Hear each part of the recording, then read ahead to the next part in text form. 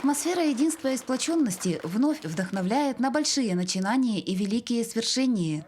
19 мая в современной России отмечается День детских общественных объединений. Однако на торжество в Алданском центре дополнительного образования собрались преимущественно представители старших поколений. В советское время эта дата являлась Днем пионерии. Вот 19 мая на площади Ленина мы проводили большие пионерские сборы. Детей было много, где-то в первой школе 850 под 900 пионеров было в пионерской дружине. У нас проходили конкурсные пионерские сборы, у нас проходила зорница, у нас проходил кожаный мяч. Мы с вами участвовали в белой ладье. Столько было мероприятий, а вспомните наши всесоюзные пионерские марши. Образованная 100 лет назад Всесоюзная организация имени Владимира Ильича Ленина являлась самой массовой в СССР. В славных рядах пионеров состояли все те, кому сегодня за 40. И эту дату своим праздником считают представители многих поколений.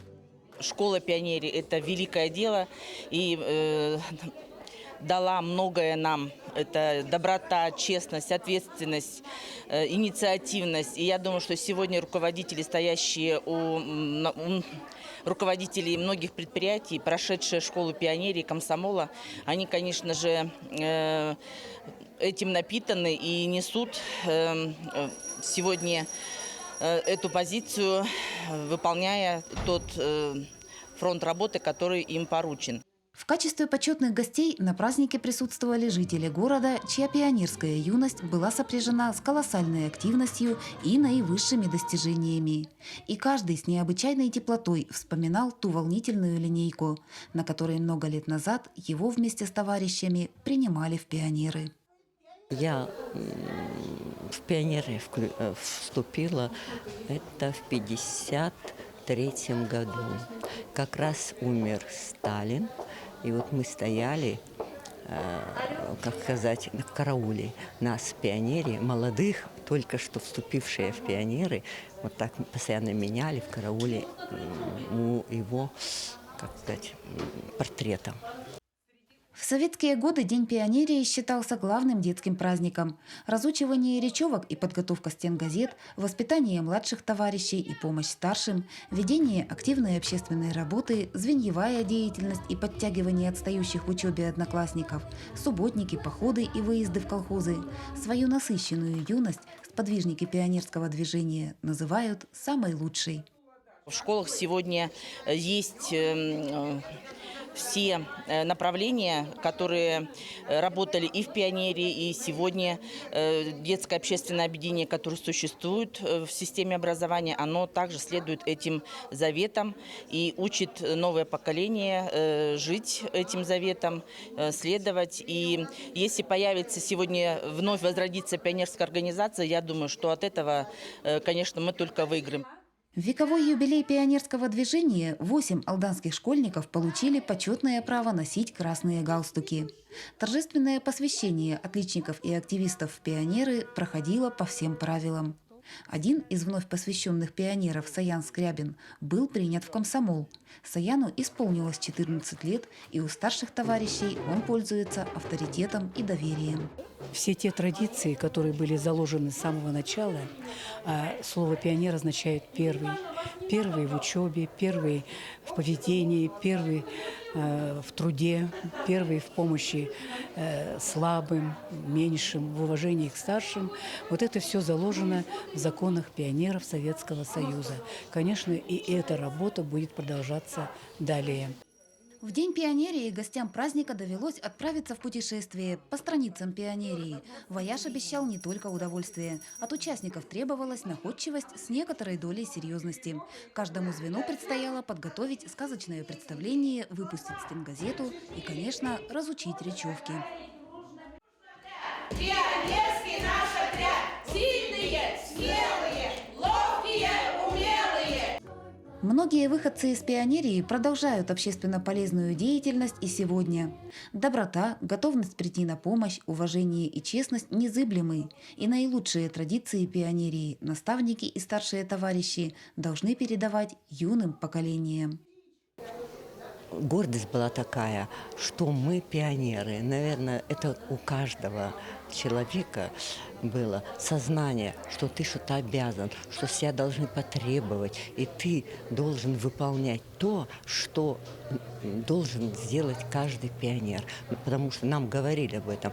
Достойно учиться, отношение к родителям, отношение к учителям, помогать младшим, слушаться старших.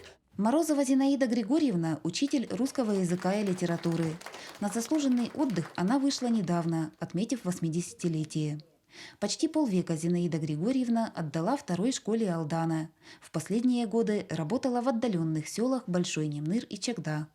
Сейчас Зинаида Григорьевна продолжает заниматься литературной деятельностью, а молодежи старается дать главное напутствие. Молодое поколение – это сила, это надежда, это знание, это все. Все, что мы прошли по своему жизненному пути. Я желаю детям того, чтобы они делали только добрые дела. Есть у автора такое слово – спешите делать добрые дела. Дети маленькие, большие, всякие. А в жизни они всегда пригодятся. Ольга Федоровна Яковлева – учительница математики. Детям она отдала 45 лет и всегда стремилась сделать школьную жизнь учеников насыщенной и интересной. Для своих ребят Ольга Федоровна во многом стала моральным ориентиром, как когда-то для нее самой ее учителя. Ностальгирую немножко. Мне ученики часто спрашивают: Ольга Федоровна, расскажите, как вы там в пионерах были, в комсомоле, про свою жизнь. Я им часто рассказываю. Да, знаете, очень много потеряно для детей. У нас действительно было счастливое детство, мы так считали. Ну и ребята сейчас считают, что у них тоже счастливое детство. У них свои сейчас какие-то, не знаю, игры, какие-то мечты свои. Но что-то хорошее, все равно очень много хорошего было в пионерии. И надо немного хотя бы в другом виде, но все-таки возродить. Я бы хотела бы этого, чтобы у ребят была какая-то действительно организация, которая помогала им на правильный путь направлять. Может быть так. Состоявшие в славных рядах ленинцев люди отмечают особую знаковость того факта, что столетие образования Всесоюзной организации совпало с юбилеем якутской автономии. Две великие даты предваряют третью. В следующем году исполнится 100 лет Алданскому району. И надо сказать, что вот то поколение, которое на плечах которых сегодня происходит развитие, социально-экономическое укрепление нашего района, нашей республики, нашей большой великой родины Российской Федерации. Это яркий пример того, что все будет нормально, все будет хорошо. В постсоветский, постпионерский период на смену единой организации пришли многочисленные детско-юношеские формирования.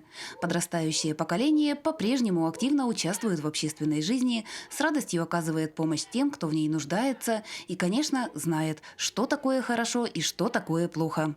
Таким образом, лучшие традиции воспитания молодежи сегодня продолжают жить.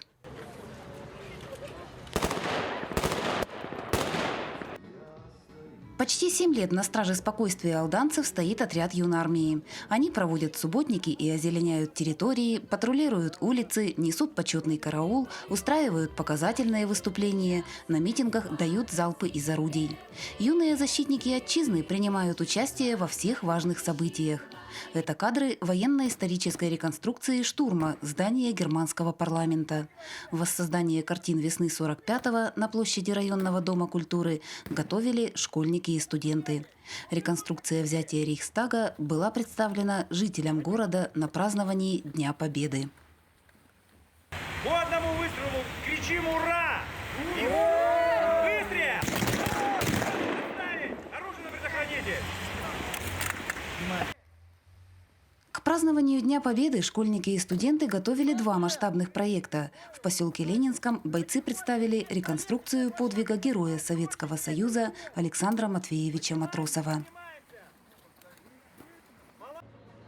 Первоосновной целью создания юнармии явилась подготовка ребят к прохождению срочной службы. Между тем, азы воинского дела наравне с парнями познают и девушки. Школьники осваивают приемы рукопашного боя, учатся владеть оружием, на теоретических занятиях знакомятся со структурой вооруженных сил. Долг родине юные бойцы отдают без отрыва от учебы и семьи. Бессрочная служба, по мнению ребят и девчонок, это здорово. О дембеле и гражданской свободе не мечтается. Эта съемка сделана в штабе. Ребятам предстояло подготовить порядка 140 продуктовых наборов. Гуманитарная помощь, переданная Координационным советом ветеранов боевых действий при главе Республики Саха-Якутия, предназначалась вдовам участников Великой Отечественной войны. В продукты входят мука, рис, сахар и, по-моему, макароны. То есть по минимуму, чем смогли. После того, как продуктовые наборы были собраны, школьники и студенты доставили их адресатам. Безусловно, в непростых экономических условиях гуманитарная помощь для представительниц данной категории, по их словам, стала хорошим подспорьем. Но особенно женщины были тронуты вниманием. Большое вам спасибо. Да. Ну, спасибо, я вдова участника войны. Да, мы знаем, поэтому мы вот и приехали. Гуманитарная помощь такая небольшая. Ага, ну спасибо, ну красавцы. Алданские юнармейцы активно налаживают связи с соратниками из других регионов. Ребята принимают участие в слетах, олимпиадах и общероссийских сборах. Недавно бойцы вернулись из города Сочи.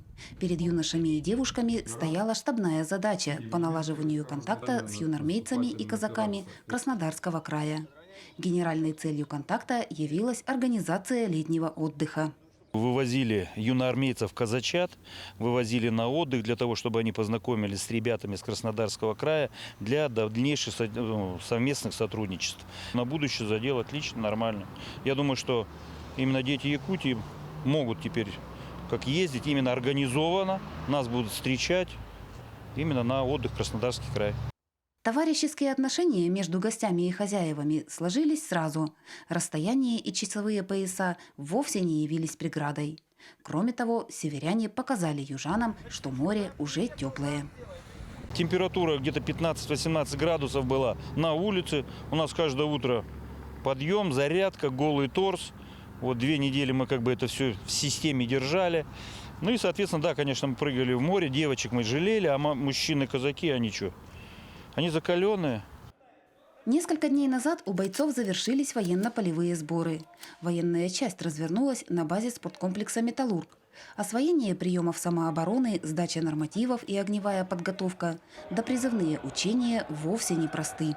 Занятия в здании, в помещении, потому что весна запоздала, и поэтому заниматься будем в основном только вот. Сейчас вот первый день маленько, точнее начало первого дня маленько чуть-чуть успели захватить, позаниматься на улице. Сейчас зайдем в помещение и, по-моему, всю неделю дожди. Но нас это не напугает. Учения длились в течение 5 дней. Впрочем, ребятам служба показалась чересчур краткосрочной. Если смотреть как 5 дней, то слишком мало, чтобы показать военную службу и что там делают. В полевых условиях, как в армии, начальная военная подготовка предусматривала множество направлений.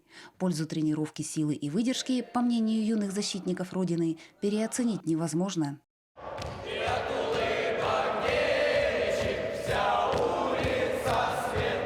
Наступило лето, а значит, ближайшие 3 месяца будут наполнены увлекательными приключениями. Ребят ожидают походы, сплавы, выездные экскурсии и масса интересных мероприятий. В активе у бойцов отличная физическая подготовка, навыки владения оружием, множество освоенных приемов и, конечно же, крепкая армейская дружба.